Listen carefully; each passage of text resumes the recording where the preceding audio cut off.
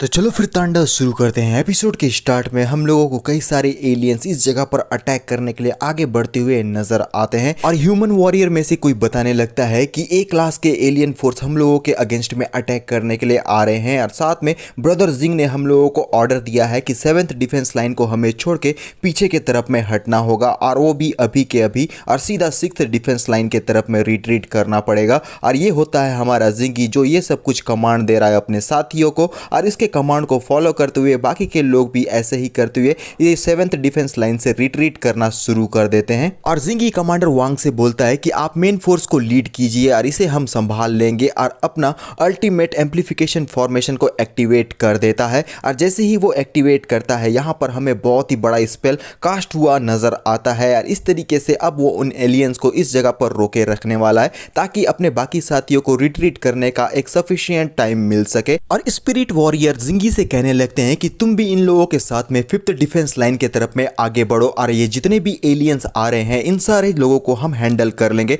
और इनमें से कोई भी, जब तक हम लोगों में से एक भी बंदा जिंदा है तब तक कोई भी यहां से आगे नहीं बढ़ पाएगा। लेकिन जिंगी उनकी बात को मानने से इनकार कर रहा होता है, लेकिन चैंग बोलता है सीनियर का नोबल इंटेंशन है तो हम लोगों को इनके बिग पिक्चर के बारे में अच्छी तरीके से समझना चाहिए कि ये हम लोगों के लिए क्या करना चाहते हैं। और साथ में हम लोगों को जिंग के बीस्ट्स नजर आते हैं जो कि इस जगह पर फाइट करने के लिए तैयार है। और जिंगी बोलने लगता है क्योंकि हमारे एंसेस्टर हम लोगों के लिए अपने आप को सेक्रीफाइस करना चाहते हैं और आगे भी ये बीस्ट यहां पर फाइट करने वाले हैं, तो अभी के सर्वाइवल के लिए हमें इस बैटल से रिट्रीट करना ही होगा। लेकिन चैंग बोलने लगता है कि अभी के लिए ये जूनियर आप लोगों से फेयरवेल लेता है एंसेस्टर, लेकिन हम लोग एक दूसरे से जरूर दोबारा मिलेंगे। और ये सारी बातें न्यूज में आग की तरह फैल गई होती है, और साथ में लैन क्लान के ट्रू गॉड ने ए क्लास के एलियन असेसन को जान से मार दिया है, और 4 मेजर प्रोजेक्ट को भी कंप्लीट कर दिया गया है नॉर्थ वेस्ट साइड में। और यहां पर ये सारे लोग देख रहे होते हैं आसमान की ओर, जहां पर रेड ऑरा बहुत ही भारी मात्रा में फैल रहा होता है, जिसे देखने के बाद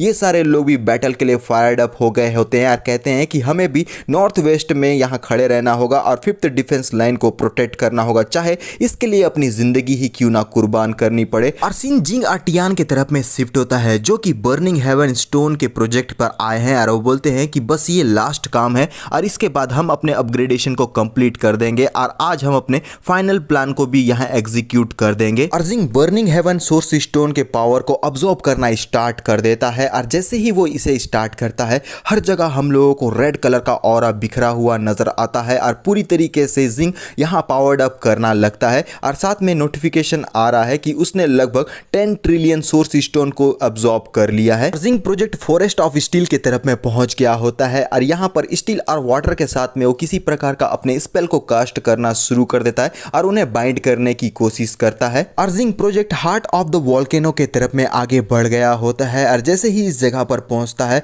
वो सीधा बोलता है कि मेरे लावा ड्रैगन जल्दी से अपना अवेकन ले लो, और अपने स्किल को इस जगह पर यूज कर देता है। और जैसे ही वो अपने स्किल को यूज करता है एक बहुत ही बड़ा लावा ड्रैगन इस जगह पर अपना अपीयरेंस दे देता है जो कि बहुत ही ज्यादा पावरफुल है, और उसने कई भारी मात्रा में अपने फॉर्मेशन को इस लावा ड्रैगन के ऊपर में यूज किया होता है। और वो टियान को बताने लगता है कि मैं इसे कुछ टाइम के लिए होल्ड बैक कर सकता हूं, लेकिन इसका यूज मैं तभी करूंगा जब कोई क्रिटिकल मूवमेंट हम लोगों के सामने में होगा। फिर वो बोलता है कि जल्दी से हम लोगों को इनलैंड के तरफ में लेकर चलो, क्योंकि वहां पर हम लोगों को टाइमिंग करने के लिए काफी मात्रा में बीस्ट और साथ में समन करने के लिए मरे हुए लोग मिल सकते हैं, तो हमें वहां जल्द से जल्द पहुंचना होगा। और टियान बोलती है ठीक है मैं समझ गई हूं, और अपने टेलीपोर्टेशन को स्टार्ट कर देती है। और जिंग इस जगह पर पहुंचकर अपने बाकी के जो एंसेस्टर रहते हैं जो पास्ट के टाइम में वॉरियर हुआ करते थे उन लोगों को समन करना शुरू कर देता है। अब जो जितने मरे हुए लोग इस जगह पर अवेकन लिए हैं उन लोगों के क्लैन के नाम होते हैं, पहला का नाम है वी क्लैन, और दूसरे का नाम है सू क्लैन, और तीसरे का नाम है वू क्लैन, और चौथे का नाम है सॉन्ग क्लैन, और पांचवें का नाम है युआन क्लैन, और छठवें का नाम है मिंग क्लैन, और सातवें का नाम है सिंग क्लैन। और इस तरीके से उसने काफी भारी मात्रा में यहाँ मरे हुए वॉरियर्स को अवेकन कर लिया है जो कि अब जिंग का साथ देंगे। और इन सारे वॉरियर से जिंग कहने लगता है कि आप सबका बहुत बहुत शुक्रिया एंसेस्टर कि मेरे एक कॉल पे आप सारे लोग इस जगह पर तैयार होकर आ गए। मैं चाहता हूं कि आप लोग 5th डिफेंस लाइन के तरफ में आगे बढ़िए। और ये सारे लोग चार्ज करते हुए बड़े ही फायर्ड अप ढंग से 5th डिफेंस लाइन की ओर आगे बढ़ने लगते हैं, और जिंग बोलने लगता है कि हेवेंस जो है अब पूरी तरीके से हमारे साथ में है, और ये जितने भी एलियंस है उन लोगों का अब खात्मा होकर ही रहेगा। लेकिन अब जो मेरे मेरे पास करने के लिए बचा हुआ है वो है बीस्ट टैमिंग। तो चलो अब जितने भी पॉइजनस इंसेक्ट है उन सबको टैम किया जाए। और इस तरीके से वो काफ़ी भारी मात्रा में वेनमस स्नेक को टैम करना शुरू कर देता है। और इन सारे लोगों को कलेक्ट करते हुए हम लोगों का जिंक काफ़ी ज़्यादा पावर अप कर चुका है और वो इसी तरीके से अपने आप को पावर अप करते हुए आगे की ओर में बढ़ रहा होता है। बहुत ही भारी मात्रा में अलग अलग प्रकार के जीव जंतुओं को उसने टैम कर लिया होता है, जिसके बाद जिंक का पावर और भी ज़्यादा इंक्रीज हो चुका है। और जिंक अपने इस वेपन को बाहर निकालते हुए बोलता है कि तुम लोग अब मेरे साथ 5th डिफेंस लाइन के तरफ में चलो क्योंकि समय हो चुका है। लेकिन उसके कुछ और बोलने से पहले इतना भारी पावर यूज करने के कारण जिंक के मुंह से काफी ज्यादा ब्लड निकलने लगता है और वो अपने घुटनों पर आ जाता है। और हमारी टियान बोलती है कि ब्रदर आपको अपने आप को इतना ज्यादा पुश नहीं करना चाहिए, आप बहुत ही ज्यादा हार्ड वर्क कर रहे हैं, आपको थोड़ा सा आराम भी करना चाहिए। लेकिन जिंक बोलता है कि अभी आराम करने का बिल्कुल भी टाइम नहीं है, चाहे जो कुछ भी क्यों ना हो जाए हम लोग एक भी सेकंड इस जगह पर वेस्ट नहीं कर सकते। टियान उसे मनाने की कोशिश करती है लेकिन जिंक बोलता है कि यहाँ पर बट बूटा कुछ नहीं चलने वाला। अब हम लोगों के पास में जो बचा हुआ है वो सीधा 5th डिफेंस लाइन है, तो हमें उसकी ओर आगे बढ़ना होगा। टियान बोलती है कि ठीक है ब्रदर, आपने जैसा कहा है मैं आपके कमांड को जरूर फॉलो करूंगी। सीन शिफ्ट होता है great Siya 5th defence line के तरफ, जहां हमारा जिंक वापस से इस जगह पर अपने फॉर्मेशन को एक्टिवेट करने लगता है, वो भी कई किलोमीटर के दायरे पे। और जिंक ने लेयर के ऊपर में लेयर लीथल फॉर्मेशन को भी एक्टिवेट कर दिया है ताकि वो अपने होमलैंड को प्रोटेक्ट कर सके। और हमें एक नोटिफिकेशन दिखाया जाता है, genesis God formation master ability level max ability heaven and earth humans beast all creature great and small can deploy formation. और जिंक को हम देखते हैं कि वो काफ़ी ज़्यादा इस सारी चीज़ों में थक गया है और बाकी के अपने जितने भी ये 5 सुप्रीम एबिलिटी है उन लोगों पे भी उसने मास्टरी हासिल कर ली है। लेकिन यहाँ जिंक को बहुत ही ज़्यादा पेन होने लगता है और वो दर्द में बहुत ही ज़्यादा चीखना चिल्लाना शुरू कर देता है। और हमें ऐसा लगता है कि अब यहाँ पर जिंक और बाकी चीज़ों को हैंडल नहीं कर पाएगा। लेकिन जिंक के साथ में हो क्या रहा है इस बारे में कोई भी आइडिया नहीं है मुझे। टियान जिंक की काफ़ी ज़्यादा चिंता करते हुए बोलती है कि जिंक क्या तुम यहाँ पर ठीक हो। लेकिन जिंक यहाँ पर दर्द के मारे बहुत ही ज़्यादा चिल्ला रहा होता है। लेकिन साथ में हम समझ पाते हैं कि वो यहाँ पर अपने आप को पावर्ड अप भी कर रहा है और उसके आसपास की ये जितने भी यहाँ ज़मीन है वो पूरी तरीके से ब्रेक होना शुरू हो जाती है। और इतना ज़्यादा पावरफुल एनर्जी को देखकर जिंक ही बोलने लगता है कि मेरे ख्याल से सीनियर जिंक भी वापसी कर चुके हैं यार। ये सारे लोग काफ़ी ज़्यादा खुश हो जाते हैं और जिंक इस जगह पर अपने न्यू गेटअप पे एंट्री देता है, जहाँ उसके बाल पूरी तरीके से सफ़ेद हो गए हैं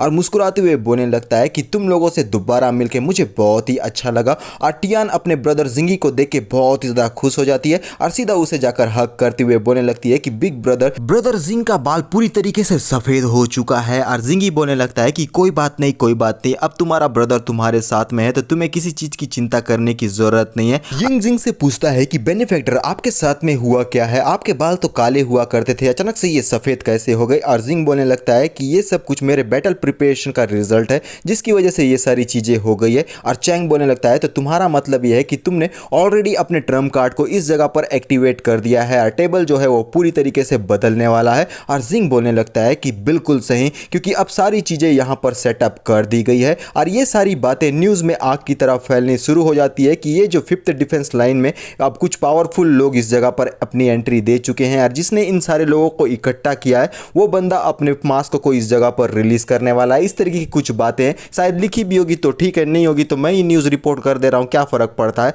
और डॉन हम लोगों को इस जगह पर उड़ता हुआ नजर आता है और साथ में टेरेस के ऊपर में हमें जिंग दिखाई देता है जो कि अपने लोगों के सामने में आ जाता है मास्क को पहनकर और बोलता है कि सोल्जर्स, सिटीजन और 5th डिफेंस लाइन में जितने भी लोग मौजूद हैं तुम सबको मेरा नमस्कार। ये जितने भी एलियंस है वो हम लोगों के अगेंस्ट में अप्रोच कर रहे हैं, तो अब हम लोगों को फाइनल बैटल के लिए अपने आप को तैयार करना होगा। लेकिन उससे पहले कुछ बातें मैं तुम लोगों से कहना चाहता हूं और ये सारी बातें लाइव दिखा रही होती है। और जिंग बोलने लगता है कि ये जितने भी डिवाइन लेवल के प्रोडिजीज है वो सारे नॉर्थ वेस्ट साइड में मौजूद थे, जिनके बारे में तुम लोगों ने काफ़ी बातें सुनी हुई थी, वो सारे के सारे मैं ही था। जिसे सुनने के बाद लोगों के बीच में हलचल मच गई होती है और वो बोलते हैं कि आखिर ये कैसे हो सकता है। और यहाँ पर जिंग की आइडेंटिटी के बारे में बातें करने लगते हैं और जिंग अपने मास्क को बाहर निकालना शुरू करता है और यहाँ पर उसने अपने फेस को रिवील कर भी दिया होता है। और इन लोगों को ये बात जानकर बहुत ही अच्छा लगता है कि ये सारी चीज़ें करने वाला हमारा जिंग है और ये लोग बहुत ही खुश रहते हैं क्योंकि ये जिंग को अपना सेवियर भी अब मानने लगे हैं।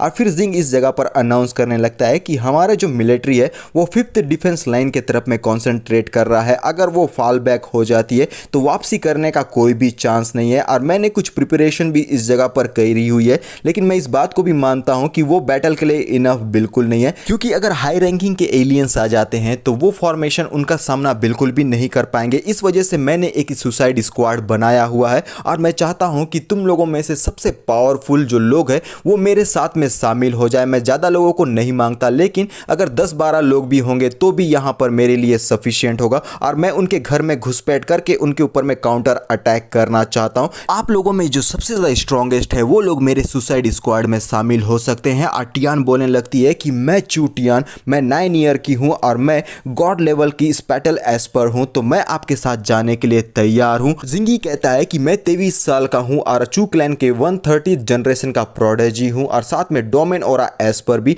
और एंशिएंट गॉड पीक लेवल पर हूँ और मैं आपके सुसाइड स्क्वाड को वॉलंटियर करना चाहता हूँ। चेंग कहता है कि मुझे तो बिल्कुल भी मत भूल जाना, मैं हूँ 25 साल का ancient God peak level puppet master और मैं तुम्हारे सुसाइड स्क्वाड में शामिल होने के लिए तैयार हूँ और मुझे मौत से बिल्कुल भी डर नहीं लगता। और ये दोनों बोलते हैं मैं हूँ सुई और मैं हूँ यिंग और हम दोनों 18 साल के हैं और ancient God level plant spirit Sumner हैं, तो हम लोग भी आपके स्क्वाड में आने के लिए तैयार है। फिर हम कॉन्ग को देख पाते हैं जो कि पानी की सवार करते हुए बहुत ही ज़्यादा एक्साइटमेंट में कहने लगता है कि मेरा नाम है लैन चोंग कॉन्ग और मैं 23 साल का हूँ और ancient God level water Esper हूँ और मैं भी तुम्हारे इस स्क्वाड में शामिल होने के लिए तैयार हूँ। और जमीन का सीना चीरते हुए धुआं उड़ाते हुए कोई अपने बुलेट को फटफट फटफट करके चलाते हुए हमारे जिंग के तरफ में आगे बढ़ रहा होता है। और ये होती है हमारी युवान जो आते हुए बोलती है कि मैं हूँ जांग युवान और मैं 22 साल की हूँ और ये जितने भी सप्लाईज हैं उन सारी चीज़ों को मैं हैंडल कर लूंगी और मेरी एस्पर एबिलिटी जो है वो बिल्कुल ठीक ठाक है, जो कि कुकिंग करना है और मैं डिवाइन लेवल की कुकिंग कर सकती हूँ और मैं भी तुम्हारे इस स्क्वाड में शामिल होने के लिए तैयार हूँ।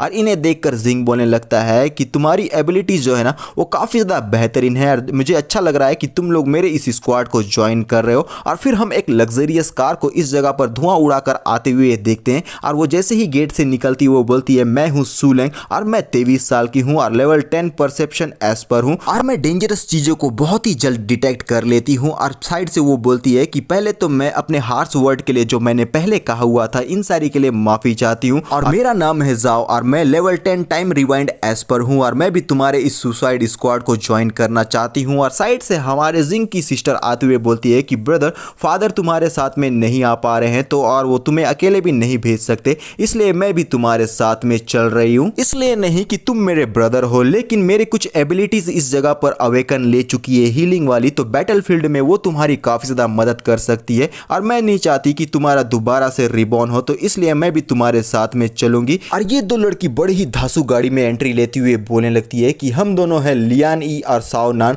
और एक हीलर तुम लोगों के लिए सफिशिएंट तो बिल्कुल भी नहीं होने वाला, क्योंकि ये मिशन बहुत ही ज़्यादा डेंजरस है और तुम्हें इसके बारे में अच्छी तरीके से मालूम है। मानते हैं कि पास्ट के टाइम में हमें कुछ मिसअंडरस्टैंडिंग हो गई थी, लेकिन तुम्हें हमें एक चांस तो देना ही चाहिए। और जिंग बोलने लगता है कि तुम सारे लोगों का बहुत बहुत शुक्रिया, अगर ऐसी ही बात है तो मैं इस बात को अब डिक्लेयर करता हूं कि अब हम लोगों का सुसाइड स्क्वाड इस जगह पर ऑफिशियली क्रिएट कर दिया गया है, जो कि काउंटर अटैक करने के लिए उस एलियंस के घर में घुसपैठ करेंगे। और ये एलियंस अटैक करने के लिए आगे बढ़ते हैं और पीछे से कोई बोलने लगता है कि एलियंस ने अटैक कर दिया है तो बैटल के लिए अपने आप को तैयार कर लो। और बहुत ही भारी मात्रा में ये एलियंस आगे बढ़ रहे होते हैं और कोई अपने फॉर्मेशन को एक्टिवेट कर देता है, जिसकी वजह से ये जितने भी एलियंस इस जगह पर अटैक करने के लिए आ रहे थे वो सारे के सारे बीच से ही कटकर मारे जाते हैं। यार ये करने वाला कोई और नहीं हमारा जिंग ही है। और जिंग अपने बीस्ट को ऑर्डर दे देता है कि वो उन एलियंस के अगेंस्ट में अटैक करे और बीस्ट ऐसा ही करते हैं और उन एलियंस के ऊपर में भारी भरकम अटैक करना शुरू कर देते हैं।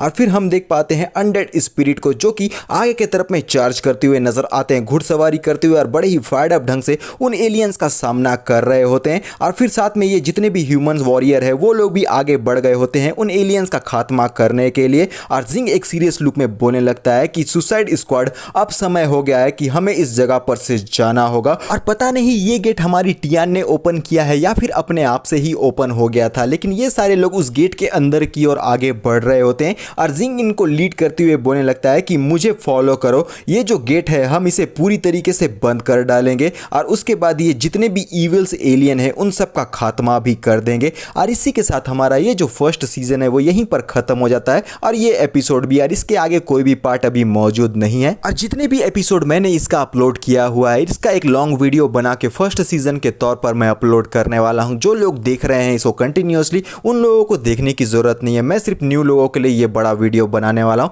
और जितने भी छोटे छोटे एपिसोड अब तक थे उन सबको मैं डिलीट कर दूंगा। तो इस सीजन के लिए बस इतना ही। मिलते हैं नेक्स्ट सीजन में और अभी के लिए बाय बाय।